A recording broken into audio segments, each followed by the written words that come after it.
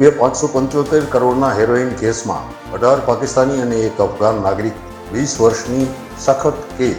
ભુજની ત્રીજા અધિક સેશન્સ અને સ્પેશિયલ NDPS કોર્ટના જજ શ્રી V.A. બુદ્ધ સમક્ષ ચાલેલા 3 અલગ અલગ કેસમાં ભારતના દરિયાઈ વિસ્તારમાં કુલ 575 કરોડના હેરોઇનની દાણચોરીના ગુનામાં 18 પાકિસ્તાની અને એક અફઘાનિસ્તાની સહિત કુલ 19 આરોપીઓને દોષિત ઠેરવી 20 વર્ષની સખત કેદ તથા દરેકને 2 લાખના દંડની સજા ફટકારવામાં આવી છે.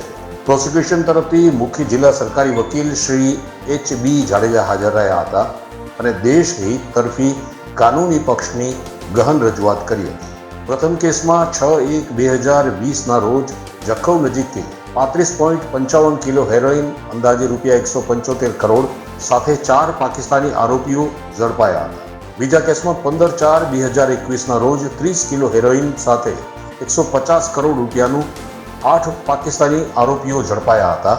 જ્યારે ત્રીજા કેસમાં 8/10/2022ના રોજ 50 કિલો હેરોઇન અંદાજે ₹250 કરોડ સાથે 6 પાકિસ્તાની અને 1 અફઘાની આરોપી ઝડપાયો.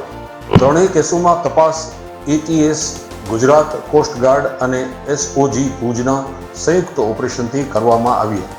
ચાર્જશીટ અનુક્રમે police inspector Shri B.B. Basiya, Shri Y.M. Gohil અને શ્રી C.H. પનારા દ્વારા દાખલ કરવામાં આવી હતી. પ્રોસિક્યુશન તરફથી મુખ્ય જિલ્લા સરકારી વકીલ શ્રી H.B. જાડેજા હાજર રહ્યા હતા.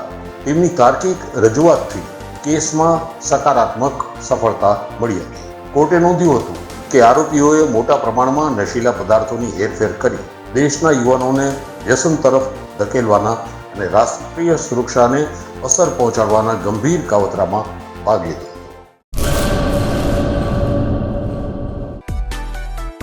માં motor driving, safe and sure driving. Driving એ શોખ સાથે આપની મોટી જવાબદારી પણ છે. અમારા ઇન્સ્ટ્રક્ટર દ્વારા સચોટ અને સરળ માર્ગદર્શન. આપની રોજની તાલીમની માહિતી મેળવીને શું અધુરાશ છે એના ઉપર પૂરું ફોકસ કરાય છે.